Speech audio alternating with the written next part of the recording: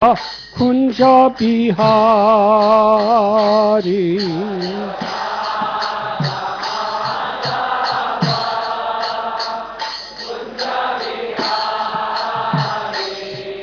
Jaya Radha Madhava Kunja Bihari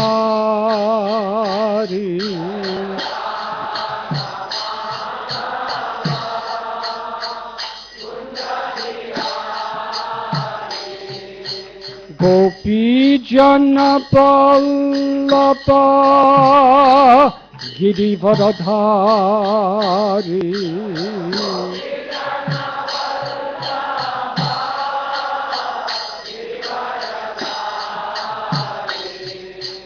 Gopi Jana Vallabha Girivardhari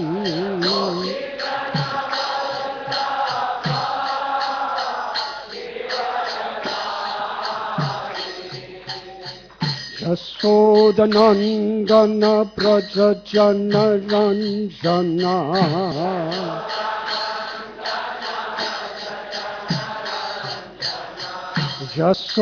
Yashodanandana Brajajana Ranjana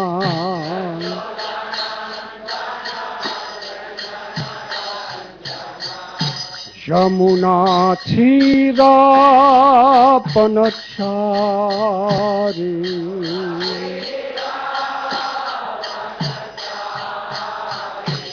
Yamuna Thira Panachari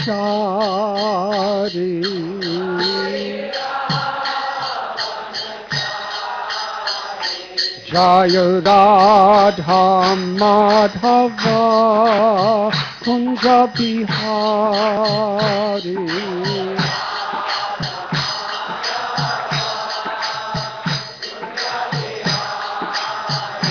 Jaya Radha Madhava Kunja Bihari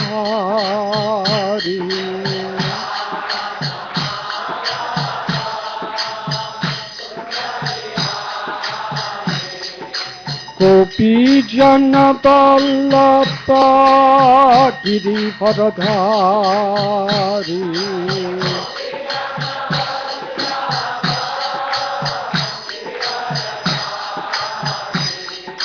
Gopi Jana Vallabha Girivardhari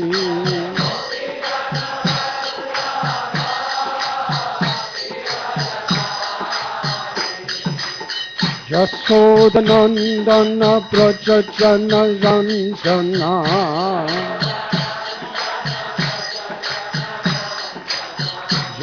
Yashodanandana Brajajana Ranjana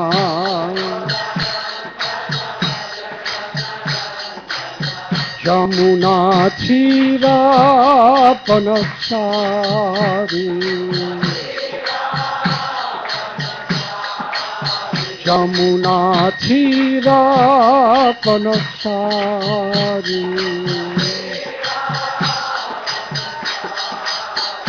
Jaya Radha Madhava Kunja Bihari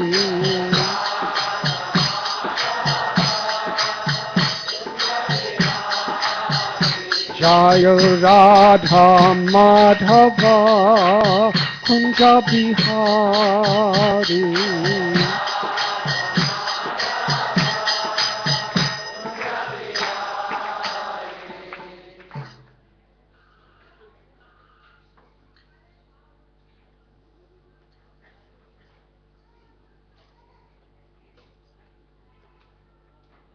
Om Agyantimirandasya Jnananjana Salakaya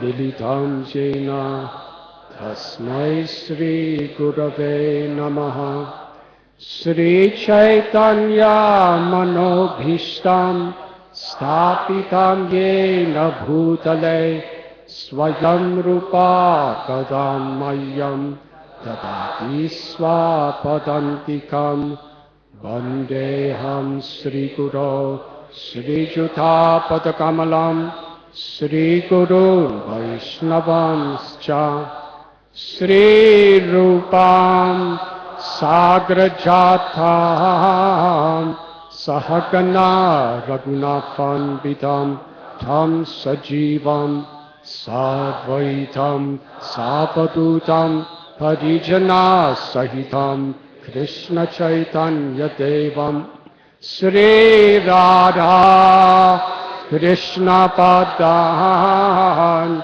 Sahagana Lalita Sri Vishakambitanscha He Krishna Karuna Sindhu Dina Bandhu Jagatpate Gopesha Gopika Kanta Radha Kanta Namostate Tapta Kanchana Gaurangi Radhe Vrindavaneshwari Vrishabhanu Sute Devi Pranamami Hari Priye Panchakalpatarubhyascha Kripasindhubhya evacha Patitanam Pavanibhyo Vaishnavebhyo Namo Namaha Sri Krishna Chaitanya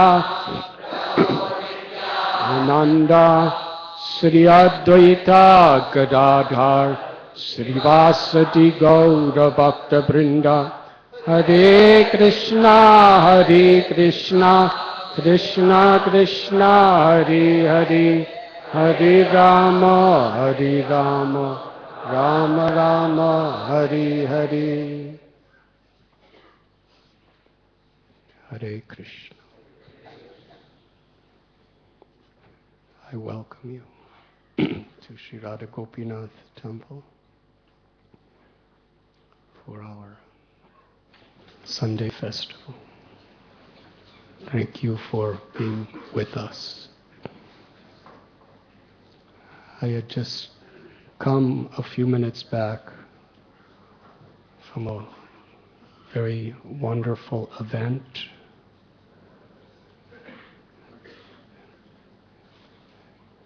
The American Medical Council and Bhaktivedanta Hospital together arranged in Worli area for a gathering entitled Spirituality in Medicine.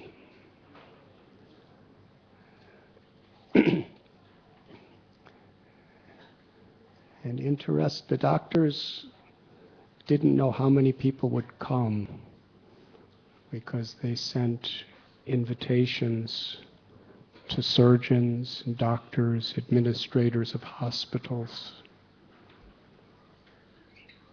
How many are really concerned enough to spend a Sunday discussing spirituality in the medical world?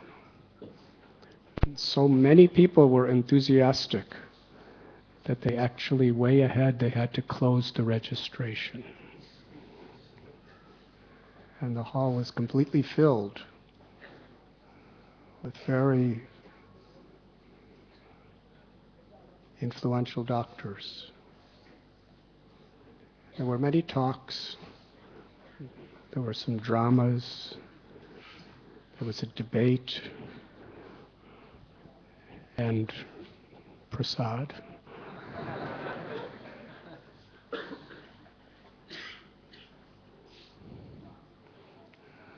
I was thinking of the beautiful song by Thakur Bhakti Vinod, where he quotes Lord Chaitanya.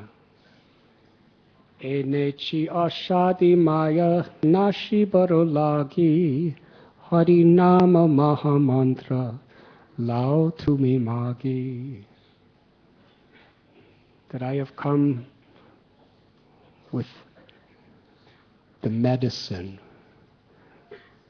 that can cure the very root cause of all suffering. When we think of it, why is it that we don't like to be diseased? Disease in itself is not really what we're resistant to. Suffering. People do not like to suffer because it is against the nature of the Atma, the soul, to suffer.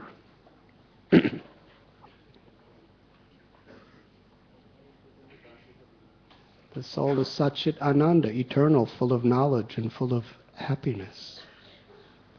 But when the eternal, blissful soul, due to the ahankar, the false ego, identifies with this ever-changing mind and this vulnerable physical body, then the soul is subjected to identifying with suffering.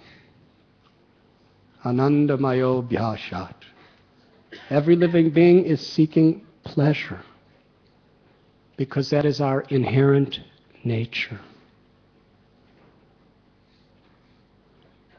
It is described that for the eternal soul to be identifying with these physical elements as the self and trying to find happiness through that is like a fish trying to find happiness on the hot, dry sand.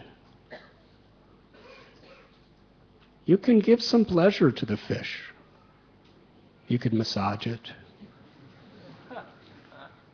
You can put a very, very beautiful female fish next to him.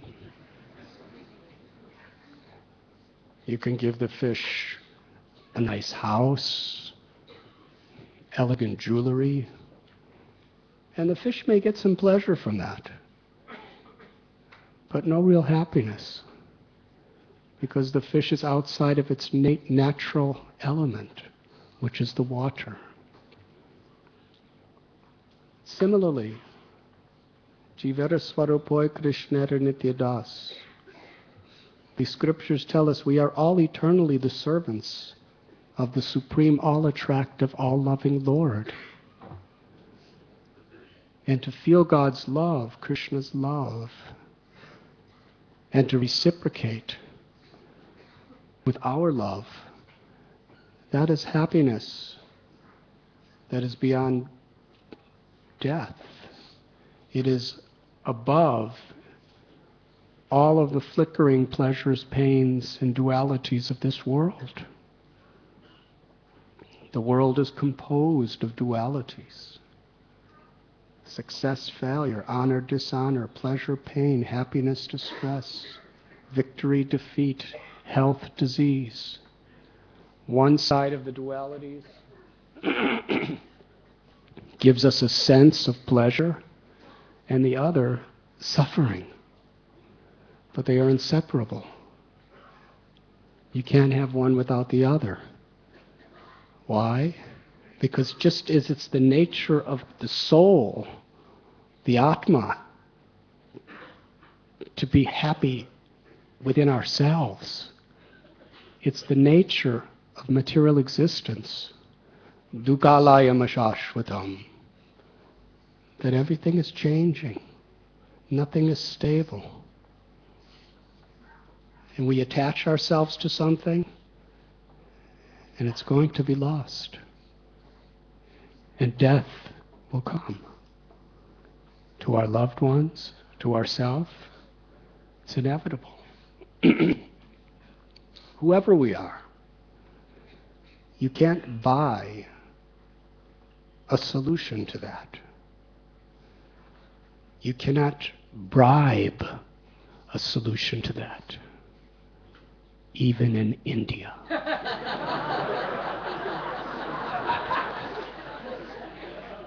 Of all places. Where for bribes you can practically get anything. But you cannot rise above death or suffering, whoever we are.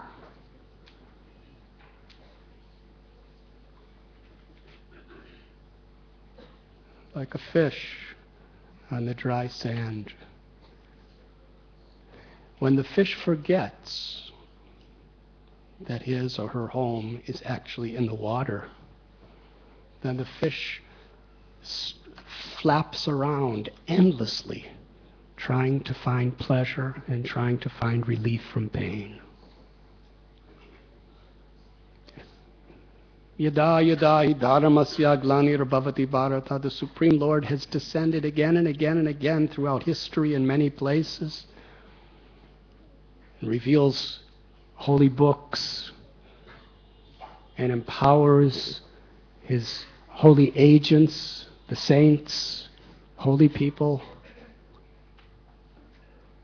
to remind us, your place is in the water. Srila Prabhupada, he often used this phrase, come back home, back to Godhead. To understand Krishna within our heart, to understand our own eternal relationship with Krishna is our home. It's within us. It's everywhere, if we only connect.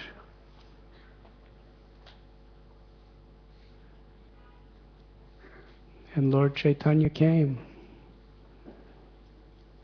out of compassion, seeing our endless suffering, and came with this medicine that can reconnect us to our eternal nature, our eternal home. And that medicine is the holy name of the Lord. Especially there are many mantras, sound vibrations which liberate the mind from suffering by giving the mind refuge and shelter in the all blissful, loving pastimes of the Supreme Lord. And of all the many, many mantras described in the scriptures, the Kali Satarana Upanishad declares that there is a Maha Mantra, which includes all other mantras, which is the perfect medicine according to this age of Kali, that could bring down the fever of material selfishness and ego and bring us to our natural health, prema bhakti.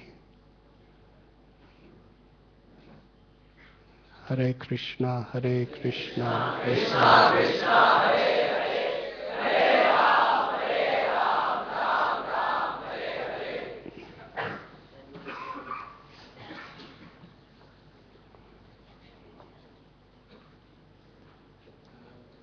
So Lord Chaitanya came as a doctor. He wasn't doing it as a profession to earn money. He was doing it out of compassion.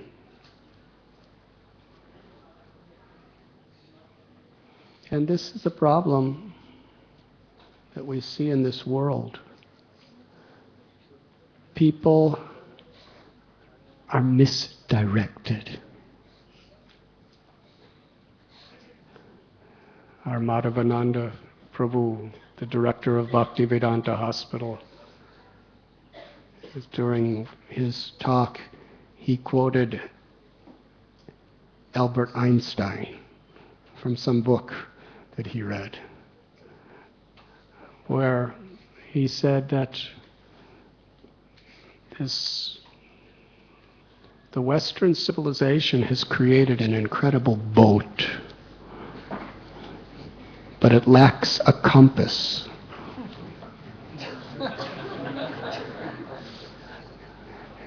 You can be in a beautiful ocean liner with all sorts of facilities,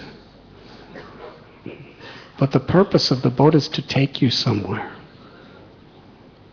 But unfortunately, our civilization doesn't really know where it wants to go or where it's supposed to go. Srila Prabhupada quotes from the Srimad Bhagavatam that this human life is like a ship, a boat, and the Guru is like the captain of the boat. And the Vedas are like the favorable breezes that under the direction of the captain actually pushes us forward to the destination we really want to achieve.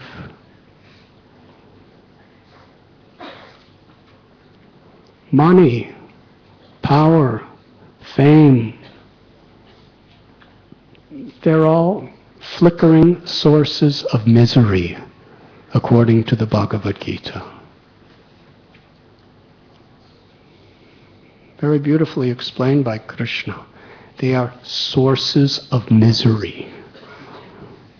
The pleasures in this world, that is how they are defined. Because they have a beginning and an end. Nashato vidite bhavo.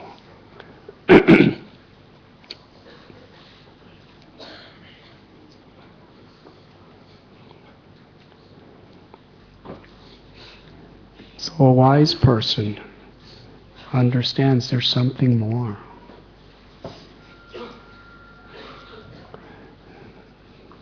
Whatever our occupation, our success and fulfillment, according to the Bhagavat, is samsiddhir haritoshanam.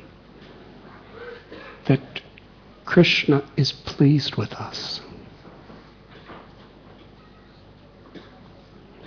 But here we find, as per the conference today, in the medical industry, how many people really are doctors, nurses, administrators of hospitals and so forth, out of deep love and compassion, to help to liberate people from suffering. And how many do it caught up by the passions of selfish ego, thirst for more and more money. No matter how much fame, fortune, Gita tells it's like a fire. It demands more and more. The more you feed a fire, the hungrier and hotter it gets. No cessation.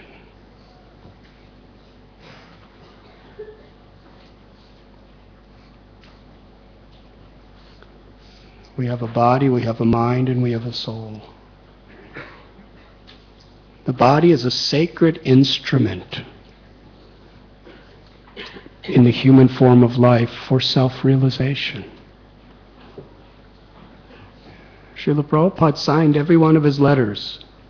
I hope this letter meets you in good health. What is that good health? Srila Prabhupada was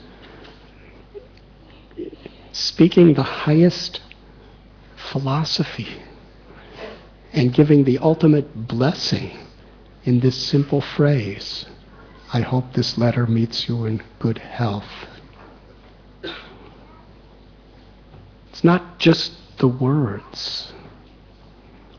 It's the intention.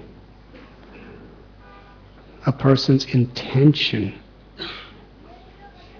pierces our heart. A person's intention is what actually connects to Krishna.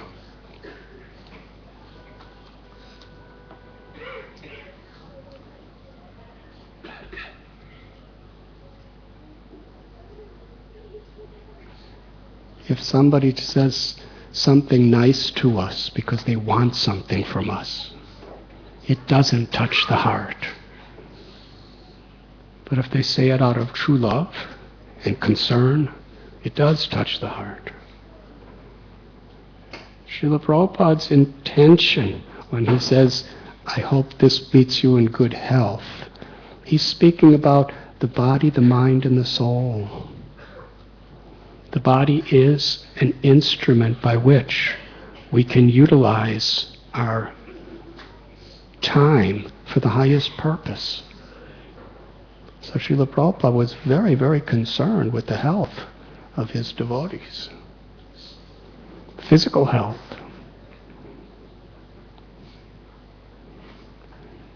and emotional health, to be happy.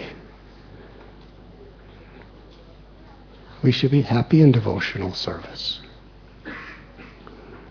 But ultimately all for the purpose, our physical health and emotional, mental health should be in harmony with what's healthy for the true self, the Atma, the soul.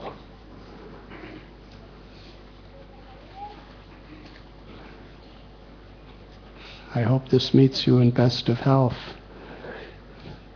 It was Prabhupada's blessing that on every level we could experience the infinite love and grace of Krishna and be happy beyond birth, beyond death. Srila Prabhupada quoted his own guru that intelligence means whatever we do and whatever we speak, we're investing in happiness, not only in this temporary body that could die at any moment, but beyond death. Because after all, how long do we have? But the soul is eternal. We should be investing in the eternal well-being of our soul and the eternal well-being of other souls. This is compassion. Where there is actual, true devotion to God, it will naturally manifest as unselfish compassion toward all living beings. The greatest need within the world today and at all times. Lord Chaitanya had a devotee named Murari Gupta. He was an incarnation of Hanuman. Hanuman was one of the great doctors of history.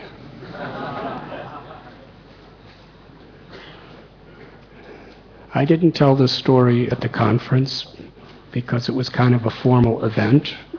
But we're pretty informal here, so I'll tell it.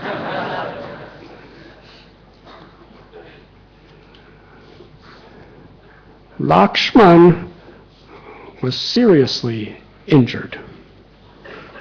He was really like in the ICU.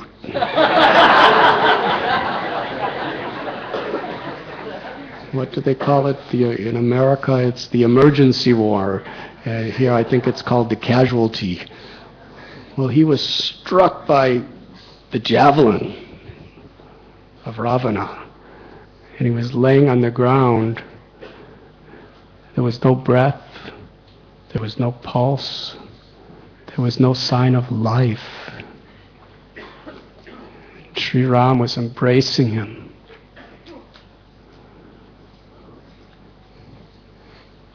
And even in those days, there were doctors. So Jambavan and others brought the doctor of the monkeys. And he looked at Lakshman, and he said, there is a particular herb that is high in the Himalayan mountains. It's called Sanjeevani. And if we administer this herb to Hanumanji, then it could cure him. It could save his life. Now, it wasn't in those days that there was a cell phone that you'd call somebody and up in the Himalayan mountains, because they're in South India. This is in Sri Lanka, not even South India, it's the island. But you see, they didn't need cell phones then. Hanumanji, Jambavan said, Hanuman, you can do it, go. So Hanuman said, yes. So he jumped. In one leap, he went to the mountain. He was so sincere, so dedicated. Can you imagine Hanuman's consciousness? How totally absorbed he was. Here is his beloved Lakshman, none different than Ram himself, the Lord of his life, who was laying there about to die. And his beloved Lord Ram was weeping and crying in anguish to see his brother in that state. Hanuman's only purpose in life was to give pleasure to Ram.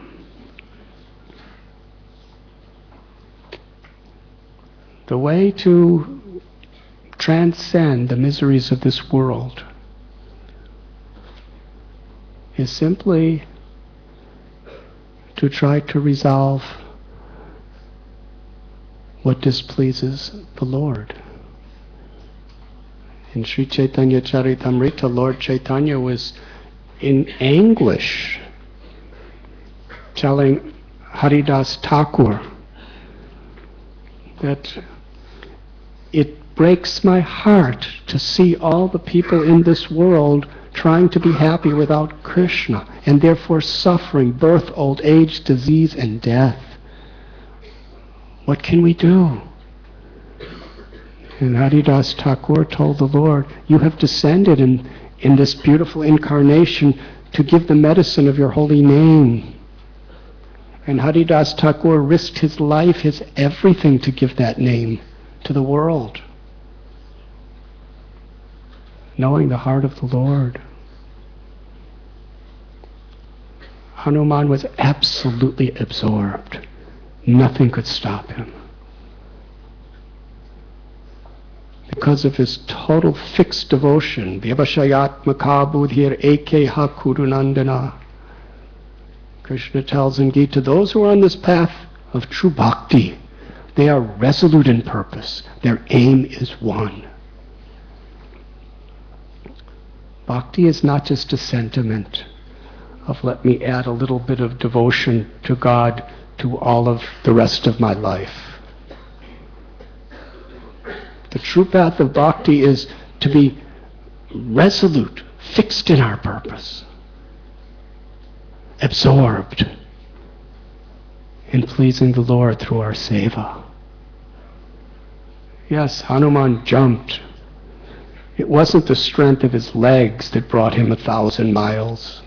It was the absorption in Ram that empowered him with Ram's grace.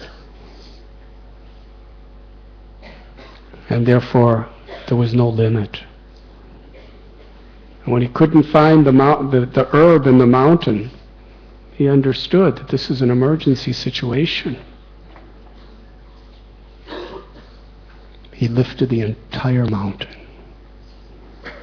Again, it wasn't the strength of his arms that uprooted an entire mountain. It was his love for Ram that empowered him to do that. The impossible. And he came back and administered the herb. And Lakshman got up. Not only did he get up, he was completely free from any wound or any inconvenience. And Sri Ram embraced Hanuman with such happiness. Now Hanuman, he didn't have Ram and Lakshman go to the receptionist to get a bill.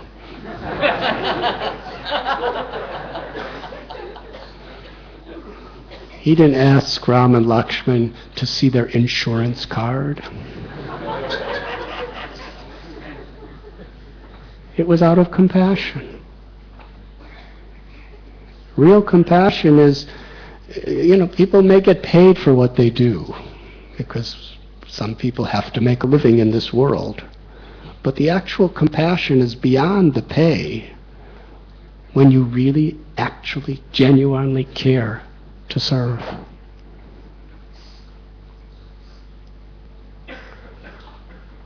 Murari Gupta in Lord Chaitanya's Leela. He was a doctor, an Ayurvedic doctor. And he was a very, very great devotee. Sometimes Lord Chaitanya would make fun of him. He would say, Murari, what are you doing studying scriptures? You should just go in the forest and pick some herbs and roots and make some medicine. But then at other times, Lord Chaitanya said that Murari Gupta may appear to the ordinary society to be a doctor, because he's practicing medicine very similar to every other doctor.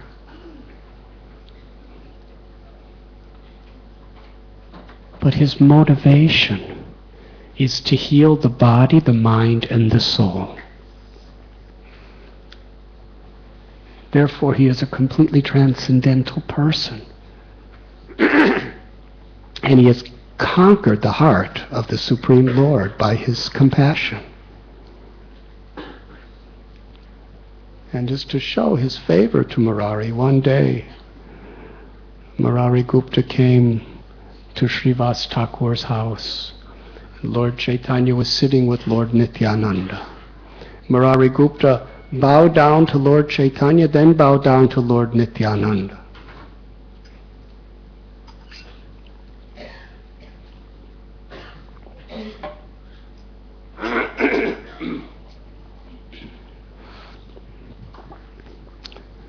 Lord Chaitanya said, Murari, what are you doing?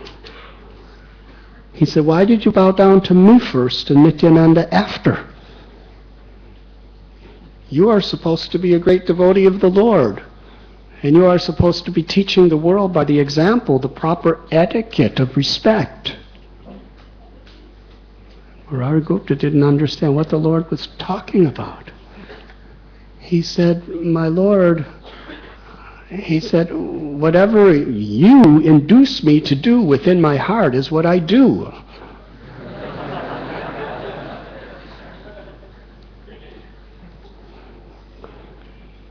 And he went home and went to sleep. And he had a dream. In this dream, he saw Lord Nityananda, transcendentally effulgent. He looked like a cowherd boy. He was holding a plow. And Murari Gupta understood that Lord Nityananda is Balaram. He revealed himself as Lord Balaram.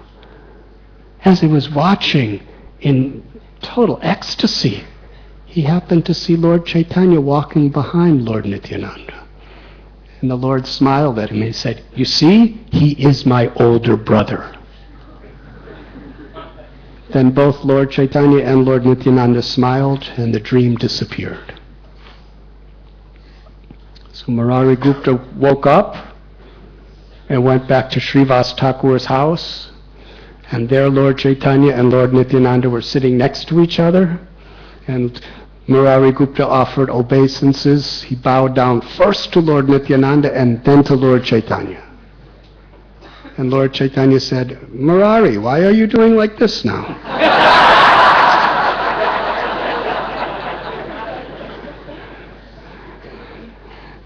And Murari said, I am just doing what you are making me do. And Lord Chaitanya was very happy. And Gadadhar gave Lord Chaitanya some chewing spices. Lord Chaitanya chewed on the spices for some time, then took them out of his mouth and handed them to Murari Gupta, because he was so pleased with Murari Gupta. So Murari, in great ecstasy, he took the spices covered by the Lord's saliva from his mouth and he ate it. And then Lord Chaitanya said, now go run and wash your hands. Murari took his hand and wiped it on top of his own head. And the Lord said, why did you do that? You're supposed to be an example teaching people proper etiquette. That spices came out of my mouth. They're contaminated. You should wash your hands while you put it on top of your head. And Murari Gupta was in ecstasy. He was so happy. And then the Lord revealed to Murari Gupta that you have understood that the body of the Lord is absolutely pure. Ishvara Parama Krishna Satchit Ananda Vigraha Anadir Adir Govinda Sarava Karana Karanam.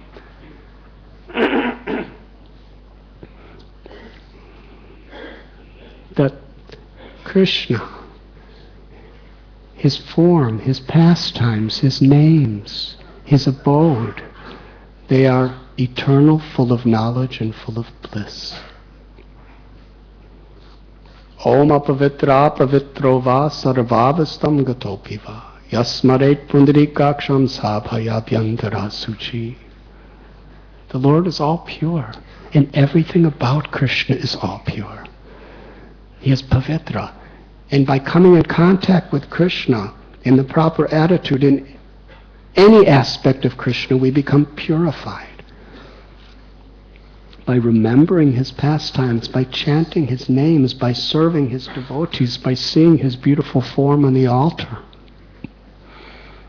Because Krishna is all pure. And Lord Chaitanya was so satisfied with Murari Gupta because he understood this.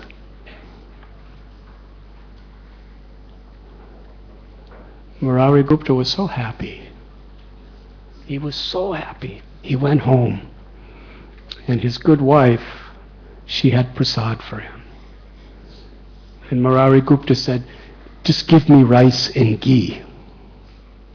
He was sitting on the floor. He was so intoxicated by taking the Lord's remnants and putting it on his head and eating them, and seeing how the Lord was so pleased with him. He was completely out of this world. He was in ecstasy. He didn't know what he was doing or why he was doing. He was just filled with love. His wife gave him some rice, and he mixed the rice with ghee, and he put it out in his hand like this and said, Krishna, eat, eat. And then he'd throw it on the floor. Then his wife would bring him more rice, and he'd mix it with ghee. Krishna, eat, eat, throw it on the floor. His wife understood that her husband was an extraordinary person, but this was really extraordinary behavior.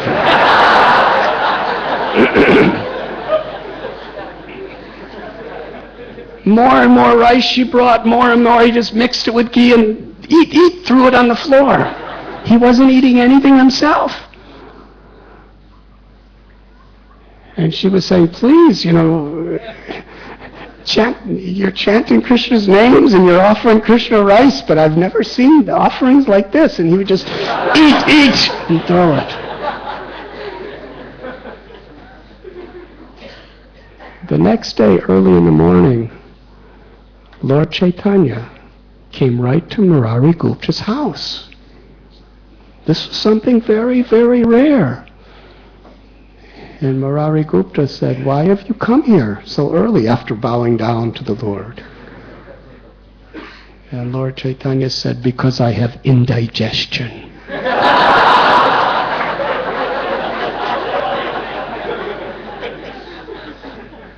He said, what is it that you ate yesterday that made you have indigestion this morning? Lord Chaitanya said, what is it that I ate? I ate what you gave me. You were taking the rice and mixing it with so much ghee and then throwing it on the floor. And I ate all of it because it was offered with such ecstatic devotion and emotion. And now I have indigestion because you made me eat so much. Then Lord Chaitanya said, I know what the cure is for indigestion. Drinking water, special water. And then he said, and then Lord Chaitanya took Murari Gupta's cup of water that he had been drinking from.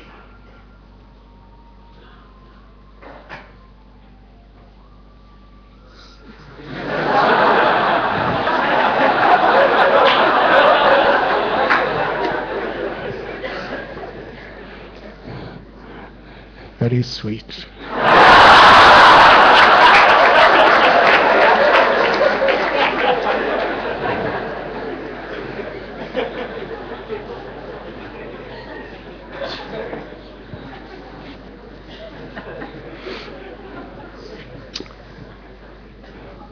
And Lord Chaitanya drank the water that was drunk by Murari Gupta. And he was completely happy. He was now cured from his indigestion. This is the reciprocation of love. And it's also a lesson to the world. Because Murari Gupta had such faith to accept the prasad of Lord Chaitanya. That one's not so sweet.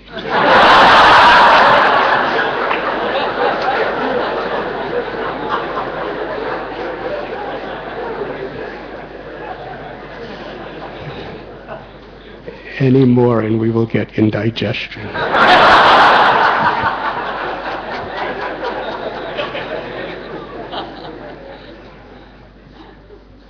Sri Chaitanya Mahaprabhu, he was eager and hungry to taste the remnants of his devotee, to taste the love of his devotee.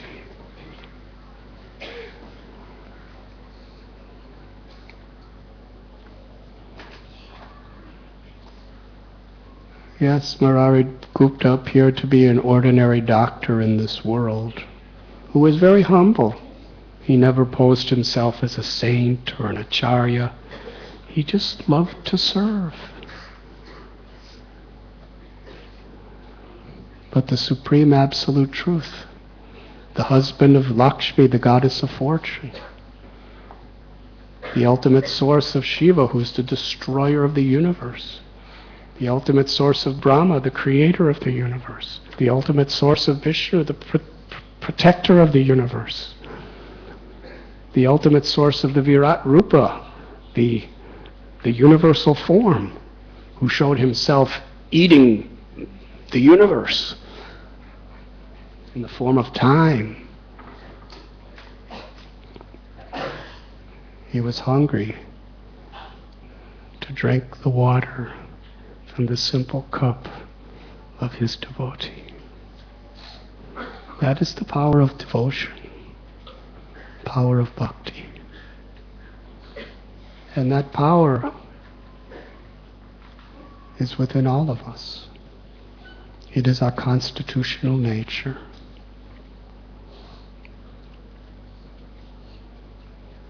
In this material existence, we are endlessly distracted by unlimited forms. The mind is conditioned, habituated to be distracted. Here we have Krishna, the source of all beauty, the source of all strength and knowledge and fame and wealth and renunciation. Rupa Goswami tells us that if once tasting Krishna, we can never, ever, ever again be attracted to any of the things of this mortal world.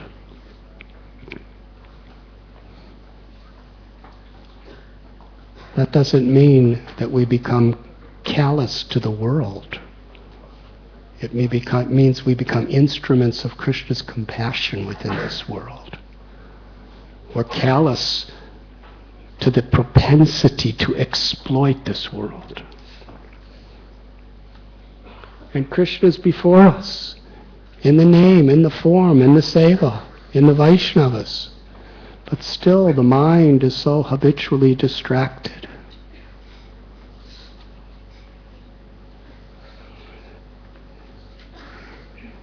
We are bombarded by the weapons of mass distraction. And satsang, association of devotees, helps us to focus our minds, to focus our words and our actions, our very lives, on that which connects us to Krishna. Param drisva nivartate, the higher taste. It's what everyone is seeking. Vishaya vanivartante niraharasya dehina rasavarajam rasopyasya param drisva nivartate.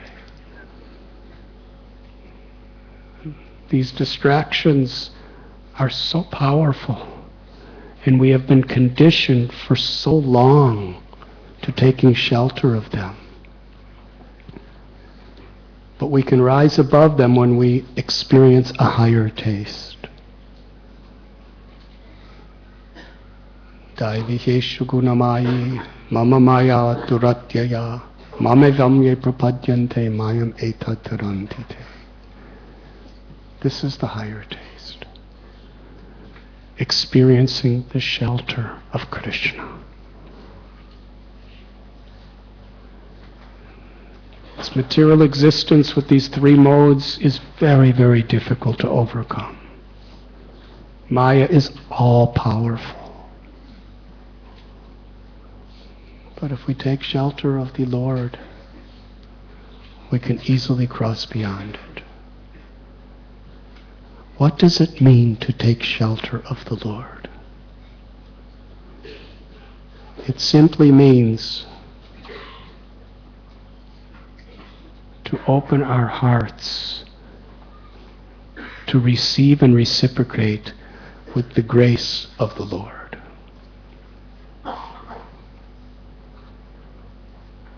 Even the greatest ascetics like Vishwamitra, Sobari, they could perform such tapasya, and they could live for so long. They could fast for years. They could expose themselves to the heat of the sun. They could submerge themselves for years at a time in the icy waters of the Ganga in the peaks of the Himalayas. Any one of us,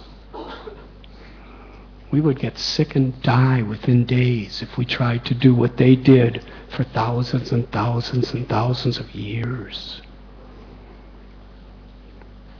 But still, despite their unbelievable self-control, mind control, they got distracted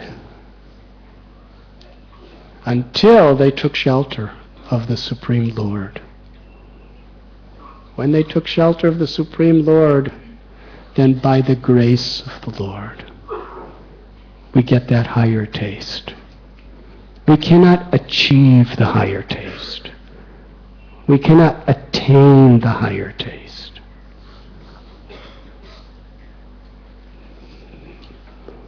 But if we are sincere, that higher taste is given to us. And that is grace. And what is the nature of that higher taste? Na danam na janam na sundarim kavitam va jagadisha kamaye mama janamani janmanishwari bhavatad bhakti rohoita kitve.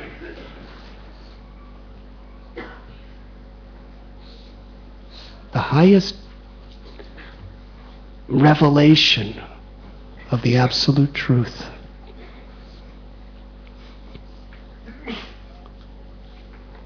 The result of receiving the most intimate grace of the Lord. Lord Chaitanya expresses in this verse that I do not want any amount of wealth. I do not want the beautiful companionship of the opposite sex. I do not want fame or prestige or followers or incredible skills. I do not even want liberation from suffering. I only want to serve you, my Lord, unconditionally, anywhere and everywhere where you want me to serve. And if it's your desire, even birth after birth after birth. Narayana parasarave, nakutashchana vipyate. Lord Shiva, who is transcendentally liberated, topmost Vaishnava, he recognized this quality in Chitraketu. Chitraketu, for a very simple mistake that he was misunderstood, he made a little mistake, but he was very misunderstood in his motives. Still, he was cursed to die and become a demon.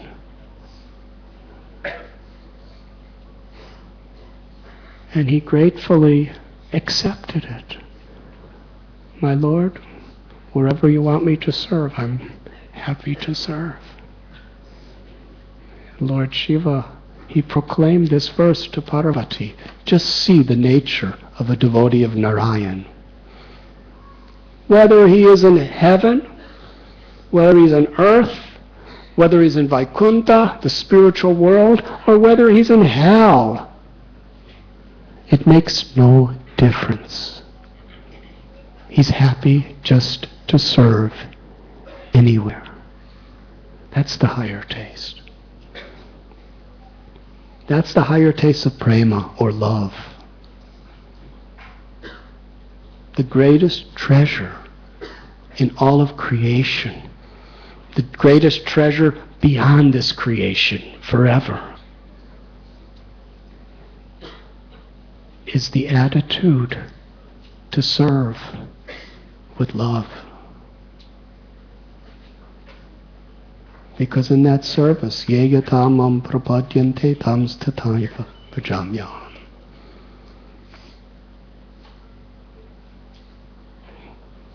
We please Krishna.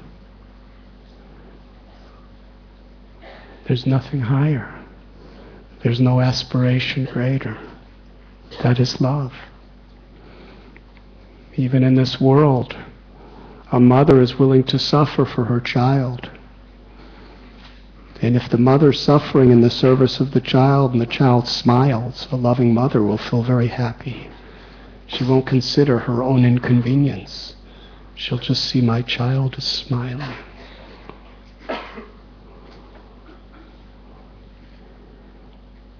That's our nature. It's the nature of love. And bringing that to the highest dimension of the love of the soul, the greatest of all treasures, is the opportunity to serve.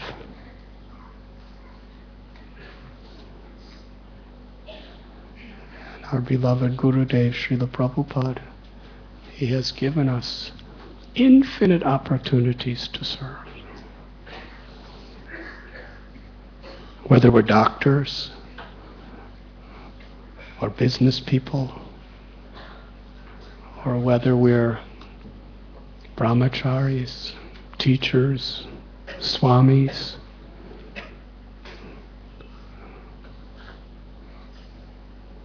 that higher taste is there. But we must be convinced of it and try to transcend all the distractions by keeping ourselves well connected with satsang, association of devotees who help keep us fixed on the true aspiration and the true method of reaching that aspiration. The sadhana and the sadhya is the same. To serve with unselfish love and to chant the holy names.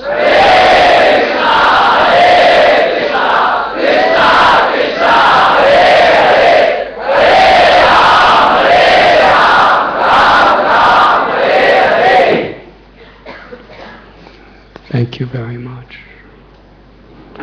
Now we will have kirtan.